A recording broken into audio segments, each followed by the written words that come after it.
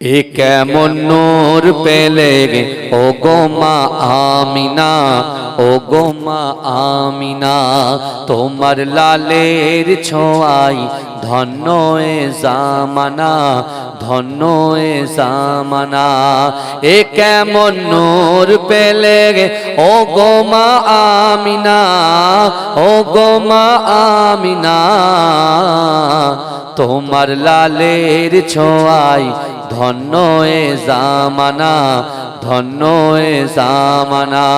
খোদারই কাবা দুলে দুলে কয় মারহাবা, দুলে কয় মারহাবা, বলে আজ এলো দরাগায় এ যে কাবার কাবা, এ যে কাবার কাবা। খোদারই কাবা দুলে দুলে কয় মারহাবা, দুলে কয় মারহাবা, বলে আজ এলো ধরাগায় এ যে কাবার কাবা, এ যে কাবার কাবা। যার নূরে আলোকিত হলো এ জামানা, এ কেমন নূর পেলে ও গো মা আমিনা, ও গো মা আমিনা, তোমার লালের ছোঁয়ায় ধন্য এ জামানা, ধন্য এ জামানা। আসিলে হয়ে ধরাগায় রহমতাল লিল আলামিন, রহমতাল লিল আলামিন। গুনাহগার পাপী তাপির পরকালের জমিন, পরকালের জমিন। আসিলে হয়ে ধরায় রহমতাল লিল আলামিন, রহমতাল লিল আলামিন। গুনাহগার পাপী তাপির পরকালের জমিন, পরকালের জমিন। তুমি হাসর শাফাআতের সফিনা, এ কেমন নূর পেলে ও গো মা আমিনা, ও গো মা আমিনা, তোমার লালের ছোঁয়ায় ধন্য এ জামানা, ধন্য এ জামানা। হবে না তোমার মতো তুমি যে বেমিসাল, তুমি যে বেমিসাল। যে দেখে সেজন বলে এ যে রূপে কামাল, এ যে রূপে কামাল। হবে না তোমার মতো তুমি যে বেমিসাল, তুমি যে বেমিসাল। যে দেখে সেজন বলে এ যে রূপে কামাল, এ যে রূপে কামাল। এ কেমন নূর পেলে ও গো মা আমিনা, ও গো মা আমিনা, তোমার লালের ছোঁয়ায় ধন্য এ জামানা। আল্লাহুম্মা সাল্লি আলা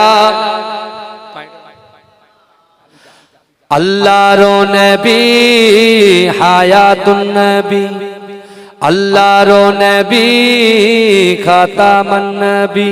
সাক্ষ্য দিল কোরআন হায়, জিন্দা যে আমার নবী দয়াময়। সাহাবাদের নিয়ে নবী মদিনায় ঘুমায়, উম্মতের জন্য নবী কাঁদে সব সময়। মদিনাতে দেখতে পাবি নবীজির ওই স্মৃতি সবই, মদিনাতে দেখতে পাবি নবীজির ওই স্মৃতি সবই। সেই স্মৃতিতে চুমা খেলে গোনা ধুয়ে যায়। জিন্দা আছে আমার নবী দয়াময়, জিন্দা আছে আমার নবী দয়াময়। পাখির মতো থাকলে ডানা উড়ে যাইতাম, রওজাতে গিয়ে মোরা চুমা খাইতাম। কেঁদে কেঁদে বলতাম আমি শুনি তো আমার নবী, কেঁদে কেঁদে বলতাম আমি শুনি তো আমার নবী। নবী ছাড়া রোজ হাসরে পার হওয়া দায়। জিন্দা আছে আমার নবী দয়াময়। আল্লাহুম্মা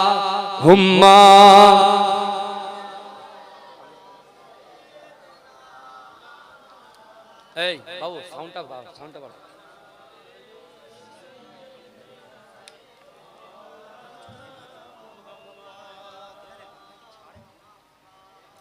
আমার বাবাজিরা ভালো করে বোঝার চেষ্টা করেন যে কথাগুলো বলছিলাম। আল্লাহর রাসূলের সাহাবা হযরত সালাবা দিন আনে দিন খায় মসজিদে নববীর পাশে ছোট্ট একটা খামার। ভালো করে আজ বুঝবেন। আরে কাছে দাও না ভাই, ঘেমে যাচ্ছে।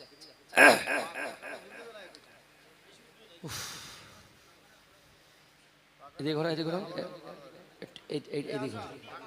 যাই হোক আমার বাবা ভালো করে শোনো। ঠিক আছে, অসুবিধা নেই।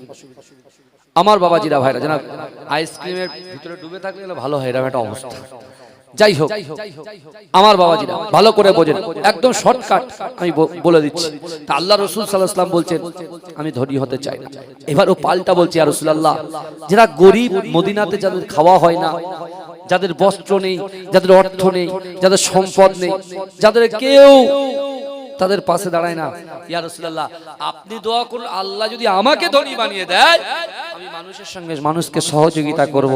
যাদের বাড়িতে খাবার নাই তাদের বাড়িতে খাবার পৌঁছে দেব। হ্যাঁ, যারা উৎপীড়িত নিপীড়িত মানুষ তাদের পাশে আমি সালাবা দাঁড়াবো। রাসূলুল্লাহ যে এই কথাটা শুনেছেন, রাসূলুল্লাহ খুশি হয়ে গেছে। যেই খুশি হয়েছে আল্লাহ রাসূল দু হাত তুলেছে, আর রাসূলুল্লাহর জবান দিয়ে যেটা বলে আসমানের উপর এই কথাটাকে আমার আল্লাহ কবুল করে নেয়। জোরে বলুন, জোরে বলবেন না? আমার রাসূলুল্লাহ জীবনে একটাও মিথ্যা কথা বলে, তার 63টা বছর জিন্দেগিতে একটাও মিথ্যা কথা বলেনি। আর আমরা রাসূলুল্লাহর উম্মত, সেকেন্ডে সেকেন্ডে কদমে কদমে মিথ্যা, কদমে কদমে বাহানা, কদমে কদমে কত কিছু। বাবাজি আল্লাহ কিন্তু আমাদেরকে ইজ্জত দিয়েছে। মা আল্লাহ আমাদেরকে ইজ্জত দিয়েছে, বিশ্বাস করে। আমরা বলছি ও কালো, ও ভালো না, ও সাদা, ও ভালো, ও টেরা, ও সাইড। না, ভুল ভুল ভুল। আপনি কি বলছেন এসব? আপনি কি বলছেন? তাহলে কালো আল্লাহ সৃষ্টি করেছে, সাদাও আল্লাহ সৃষ্টি করেছেন। সবাই যদি সাদা নেয়, কালোগুলো নেবে কে? এই কথা বলে না? একবার ভেবেছেন কালোগুলো নেবে কে? বলছো হুজুর কালো নিয়ে চলা যায়, লোক হাসবে, ঠাট্টা করবে। ওই জন্য আল্লাহ পাক ওই মক্কার শরীফে সূরা 3টা নাজিল করলেন। জোরে বলেন, জোরে বলেন। সূরা 3-এর ভিতরে আল্লাহ 4টে কসম খেয়েছে। 4টে কসম খাওয়ার পরে আমাদেরকে সুসংবাদ দিয়েছে। কি? ওয়াত্তিন, তিনের কসম। তিন একটা ফল, অনেকে বলছে ডুমুর, ইত্যাদি ইত্যাদি। তাহলে ওয়াত্তিন, তিন এবং ডুমুরের কসম। ওয়াজাইতুন, জাইতুন তেলের কসম। জাইতুন তেল কিন্তু খেতে খুব সুস্বাদু। অলিভ মানে খুব সুস্বাদু, খেলে কিন্তু গায়ে ব্যাপক এনার্জি বাড়ায়। বুঝতে পেরেছেন? এখানে পাওয়া যায়, এখানে ভেজাল কি টাটকা সেটা আমি জানি না, কিন্তু মক্কা মদিনাতে আমি 2018 সালে খেয়েছি। ওরে বাপ রে বাপ, শুধু রুটি দিয়ে ডুবিয়ে খেয়েছি। বুঝতে পেরেছেন? খুব মজা, খুব সুস্বাদু। তাহলে আল্লাহ দুটো কসম, তার তৃতীয় কসমটা করছেন অতুরি সিনিন, সিনাই তুর পাহাড়ের কসম। যে তুর পাহাড়ে নবী মুসা আলাইহিস সালাতু ওয়াস সালাম আল্লাহর সঙ্গে কথা বলতেন। জোরে বলেন। তারপরের কসমটা আল্লাহ খাচ্ছেন ওয়াহাজাল বালাদিল আমিন, নিরাপদ শহর মক্কা নগরীর কসম। এই 4টে কসম আল্লাহ খেলেন কাদের জন্য? আমাদের জন্য, বান্দা বান্দির জন্য। তারপর আল্লাহ বলছেন লাকাদ খলাকনাল ইনসানা ফি আহসানি তাকওয়িম। আল্লাহ বলছে অবশ্যই আমি আল্লাহ মনুষ্য জাতিকে, নারী এবং পুরুষকে উত্তম আকৃতিতে, সৌন্দর্য দিয়ে আমি আল্লাহ সৃষ্টি করেছি। জোরে বলে, সৌন্দর্য কে দিয়েছে? এজরে বলে। তাহলে যে কালো সে কিন্তু চাঁদের থেকে সুন্দর। দুনিয়াতে আমরা কালো দেখছি, দুনিয়াতে আমরা কালো দেখছি, দুনিয়াতে বেকা দেখছি, এটা দুনিয়াতে। আখিরাতে কিন্তু ভাই আপনি জান্নাতি দেখবেন। জোরে বলুন না সুবহানাল্লাহ, জোরে বলবেন না? এই দাজ্জাল আসবে তো, দাজ্জাল আসবে না? দাজ্জাল, দাজ্জালের এক হাতে থাকবে জান্নাত আর এক হাতে থাকবে জাহান্নাম। লোক মনে করবে দাজ্জালের এই জান্নাতে ঢুকলে বেঁচে যাব। দাজ্জালের কাছে যেটা জান্নাত সেটা আমাদের জন্য জাহান্নাম। এই শুনছেন? দাজ্জালের কাছে যেটা জান্নাত সেটা হলো জাহান্নাম, বুঝতে পেরেছেন? আর যেটা জাহান্নাম ওটা হলো জান্নাত। কিন্তু আমরা সেই সময় মাথা ঠিক রাখতে পারবো না বাঁচার জন্য। ওই জন্য আমাদের বেশি বেশি করে ইবাদত বান্দিগি করতে হবে। ভালো করে শোনেন, আমি ওদিকে যাচ্ছি না। আল্লাহ রাসূল দোয়া করলেন কার জন্য? সাহাবার জন্য। এই যে সাহাবা ওয়াদা করেছে, কিন্তু করেনি যে ধনী হলে আমি মানুষের পাশে থাকবো, সহযোগিতা করবো, সবকিছু। আল্লাহ রসুল মক্কাতুল মুকাররমা হারাম শরীফে, এই মদিনাতুল মুনাওয়ারা, মদিনা মসজিদ নববী শরীফে আল্লাহ রসুল নামাজ আদায় করছে। শুনছেন তো? নামাজ আদায় করছে। নামাজ আদায় রসুল করছেন, রসুল সালাম সাহাবাকে খুঁজছে। এই শুনছেন? সাহাবাকে খুঁজছে। একদিন, দুদিন, তিন দিন, এক সপ্তাহ ধরে রসুল নামাজ পড়ে সাহাবাকে তালাশ করছে, কিন্তু সাহাবাকে রসুল পাচ্ছে না। তখন একজন সাহাবাকে ডেকে বলছে, বাবা সাহাবা, আমার সাহাবা কোথায় বলো তো, যে আমি রাসূলুল্লাহর পিছনে 5 ওয়াক্ত নামাজ জামাতের সাথে আদায় করত। বলে, ইয়া রাসূলুল্লাহ, আপনি তো দোয়া করেছেন তার জন্য, সে তো এখন বিশাল বড় ধনী হয়ে গেছে। তার একটা ছোট্ট খামার ছিল মসজিদে নববীর পাশে, কিন্তু এখন সেটা এত বড় হয়ে গেছে, সেখান থেকে বহু দূরে বিশাল বড় খামার নিয়ে বিশাল ব্যবসা করছে। আগে মসজিদে নববীর পাশে জায়গা ছিল বলে সে 5 ওয়াক্ত নামাজ পড়তে আসতো, আর এখন কিছুদিন আগে জোহর আর আসরের নামাজ পড়তে আসতো। এখন বহুদিন হয়ে গেল হুজুর, সে আর মসজিদে নববীতে নামাজ পড়তে আসতে পারে না। কিচ্ছু বললেন না রাসূলুল্লাহ। দেখছেন, আল্লাহ বলছেন কি, অহুম লা ইফতানুন, আল্লাহ পরীক্ষা করবে আমাকে, আপনাকে, সবাইকে। এটা মাথায় রাখবেন। টাকা দিয়ে, অর্থ দিয়ে, সম্পদ দিয়ে, যৌবন দিয়ে, সব। আল্লাহ রসুল আবার পরে নেক্সট মসজিদ নববীতে গিয়ে বলছে, এই আমার সাহাবারা, আমার সাহাবা কোথায়? বলে, ইয়া রাসূলুল্লাহ, তার কোনো খবর নেই। বলে, সে জুম্মার নামাজ পড়তে আসে। বলে, ইয়া রাসূলুল্লাহ, সে নামাজ পড়ে কিনা তাও যে, জুম্মা তো দূরের কথা। এই দেখেন রাসূলুল্লাহ কি বার্তা দিয়েছিল, যে সম্পদ শরিয়ত থেকে দূরে সরিয়ে নিয়ে যায়। মাছের ব্যবসায় এত লাভ, বুঝতে পারছেন না? যদি সত্যি কথা আমি আমার ভাইদেরকে বলে যাই, যেটাকে নামাজের সাথে কোনো কনসিডার নেই, যে যেই হোক না কেন, কিন্তু আপনি যদি সত্যি সত্যি সমস্যায় পড়ে যান, তাহলে বাড়িতে সে কাজাটা পড়বে, দেখবেন আপনার ব্যবসা আল্লাহ দ্বিগুণ দ্বিগুণ দ্বিগুণ বরকত দিয়ে দেবে। জোরে বলুন না, জোরে বলবেন না? হ্যাঁ, আল্লাহ রাসূল সাল্লাল্লাহু আলাইহি ওয়াসাল্লাম বলছেন, সাহাবা যখন এই চিন্তা ভাবনা করছেন, আল্লাহ তখন আমার রাসূলুল্লাহর কাছে জিবরাইলকে পাঠিয়ে দিলেন। জিবরাইল, যাও, আমি আল্লাহ যাকাতকে ফরজ করে দিলাম। জোরে বলুন, এই জোরে বলেন না, যাকাত ফরজ করে দিলাম। আমার হাবিবুল্লাহর কাছে গিয়ে বলো, এই পদ্ধতিতে মদিনাতে যত আমির আছে, ধনী আছে, সকলের একটা লিস্ট তৈরি করতে, সকলের একটা কি তৈরি করতে হবে? লিস্ট তৈরি করে আপনি নিজে এবং সাহাবাদেরকে তাদের কাছে পাঠিয়ে আপনি যাকাত কালেকশন করে যাকাতগুলো আদায় করে গরিব মিসকিনদেরকে বন্টন করে দেন। জোরে বলেন, জোরে বলবেন না সুবহানাল্লাহ। বাবাজি, আমরা যাকাত দিই তো নাকি? হ্যাঁ, রমজান মাসে যাকাত দিই, তাই না? লাখে কত? 2500, লাখে 2500, এই হিসাব করে চলতে হবে। ভালো করে বোঝেন। এখন কথা হলো, সাহাবা সে এত ব্যবসায় মগ্ন হয়ে গেছে, তার যে ওয়াদাগুলো ছিল সে ওয়াদা কিন্তু সে পূরণ করতে পারেনি বলে আল্লাহ কি করলেন, সাথে সাথে আয়াত নাজিল করে দিয়ে জানিয়ে দিলেন। আল্লাহর রাসূলের কাছে জিবরাইল আসলেন।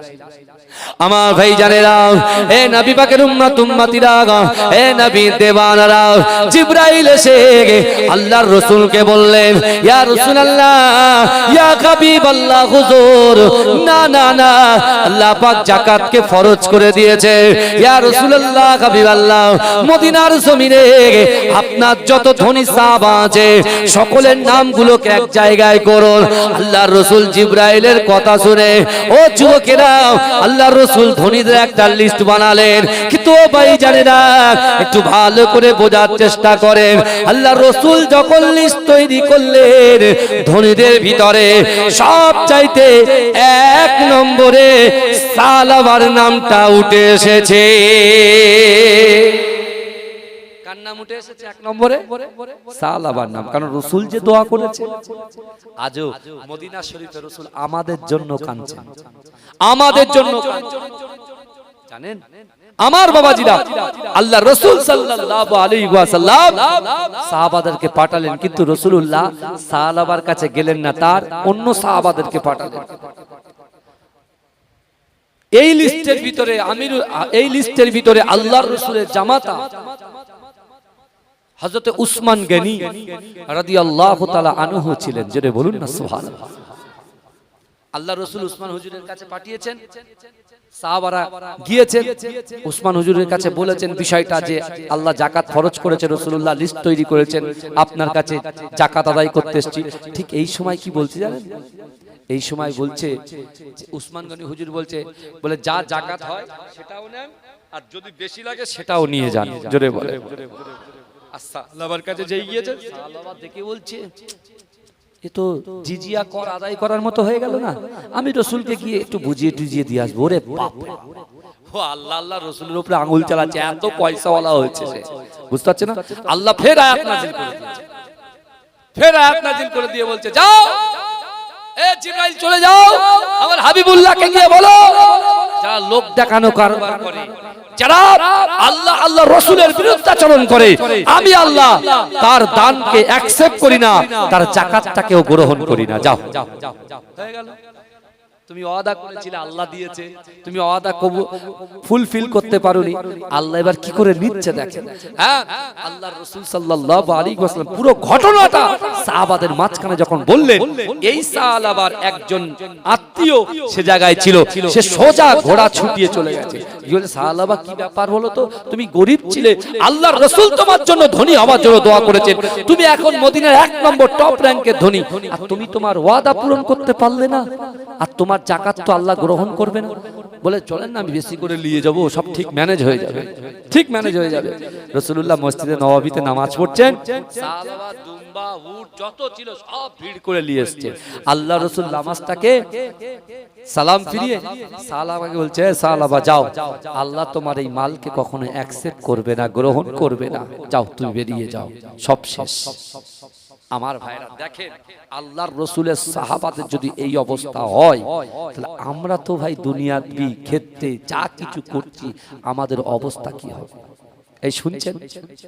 হ্যাঁ, কিন্তু আমার ভাই জানেরা, হে নবী পাকের উম্মত উম্মতিরা, হে নবী দেওয়ানারা, বিশ্ব নবী রাসূলুল্লাহ সাল্লাল্লাহু আলাইহি ওয়াসাল্লাম বুখারী শরীফের মধ্যে বলেছে, কাল কিয়ামতের মাঠেতে, কাল হাসরের মাঠেতে আমার আল্লাহ পাক জাহান্নামী ফেরেশতাকে ডাকবে, ও আমার জাহান্নামী ফেরেশতা, যাও যাও যাও, আমার এই বান্দাটাকে, আমার এই বান্দিটাকে জাহান্নামে নিক্ষেপ করে দাও। ও যুবকেরা, ও নবী পাকের উম্মত উম্মতিরা, বিশ্ব নবী রাসূলুল্লাহ বললেন, না না না, এই জান্নাতের বাগানের ভিতরে আপনারা যারা দান খায়রাতের সঙ্গে যুক্ত, গত বছরে যারা দান করেছেন, ও যুবকেরা, যে মাটির উপরে বসে দান করেছেন, ওই মাটির জবানটা খুলে যাবে, আল্লাহকে বলবে, আল্লাহ পাক আপনার এই বান্দাটাকে, আপনার এই বান্দিটাকে আপনি জাহান্নামে দেবেন না। আল্লাহ বলবে, ও মাটি কেন? বলছে, আল্লাহ পাক না না না, মসজিদ আপনার ঘরের পাশে একটা ছোট্ট ঘরে জান্নাতে বাগানে আপনার বান্দা বান্দিরা তারা গচ্ছিত তাদের কষ্টের পয়সাগুলো আপনার মহব্বতে রাসূলুল্লাহর মনোনীত মাহফিলে দান করেছে, খায়রাত করেছে, সাদকা করেছে।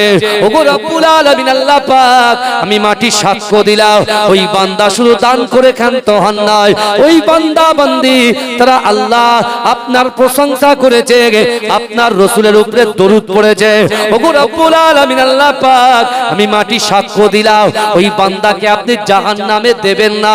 ও যুবকেরা, আল্লাহ পাক রব্বুল আলামিন জান্নাতি ফেরেশতাকে ডাকলেন, ও আমার জান্নাতি ফেরেশতা, যাও যাও যাও, আমি আল্লাহ পাক রব্বুল আলামিন এই মাটির কথা শুনে আমি জাহান্নামের ফেরেশতা হাত থেকে তাদেরকে ধরে নিয়ে আমি রাসূলুল্লাহর ওসিলায় 8টা জান্নাত সৃষ্টি করেছি।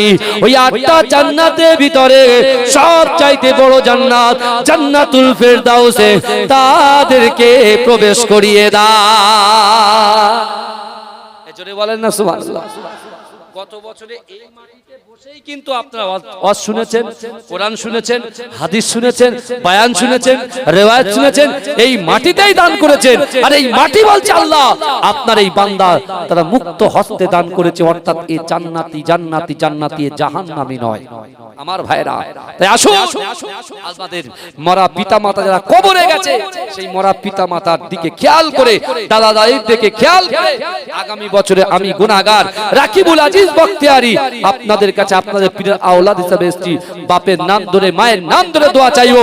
বিশ্ব আল্লাহর রাসূলের দরবারে একজন যুবক বলছে, ইয়া রাসূলুল্লাহ আমার মা বাপ ইন্তেকাল করেছে, আমার মা বাপ যদি বেঁচে থাকতো তাহলে আমি তাদেরকে একটু খিদমত করতাম, আল্লাহ আমাকে সওয়াব দিত। আল্লাহর রাসূল বলছে, যুবক তুমি কি তোমার মরা পিতা মাতাকে খিদমত করতে চাও? ওই যুবক বলছে, ইয়া রাসূলুল্লাহ মরা পিতা মাতাকে কি খিদমত করা যায়? আল্লাহর রাসূল বলছে, মরা পিতা মাতাকে খিদমত করাও যায় আর আমলনামায় সওয়াব অর্জন করাও যায়। জোরে বলে করবে, নামাজের মাসাল্লায় বসবে, রব্বির হামহুমা কামা রব্বায়ানি সাগীরা এই দোয়া পড়বে। তোমাদের বঞ্চিত সম্পদ, তোমাদের মাথার ঘাম পায়ে ফেলা যে পয়সা, কষ্টের পয়সা, পোখার রৌদ্রের মাঝখানে দাঁড়িয়ে দাঁড়িয়ে ফেরি করতে করতে যে পয়সাগুলো তোমরা যদি পিতামাতার মহব্বতে একটু দান সদকা করে দাও, পিতামাতার খিদমত করা যেমন বেঁচে থাকলে বাপ মার খিদমত করলে যে সওয়াব, যে আমল আল্লাহ, যে নেকি আল্লাহ দেবে, সেই নেকি তোমরা বাড়িতে বসে বসে পেয়ে যাবে। জোরে বলে আমার সোনার ভাইরা, একেবারে কে আছে আগামী বছরে এই জলসার জন্য দুটো করে 1000 টাকা দেবে? 2000। একটা উঠলো হাত, দুটো উঠলো, তিনটে, চারটে, একটু দেন। দেখেন একদম বাস্তব, এখানে কোনো বানোয়াটি কথা বলতে আসিনি, আমি আপনাদেরকে বলছি একদম মহব্বত করেন বলে বলছি। একটু হাত তুলে বলেন ভাই, বহু টাকা বহু দিকে যায়, এই টাকা কিন্তু পড়ে থাকবে। আজকে আমার আব্বা একে এম হায়দার আলী হুজুর পীর কেবলা, তিনি আন্দুলিয়া জালাল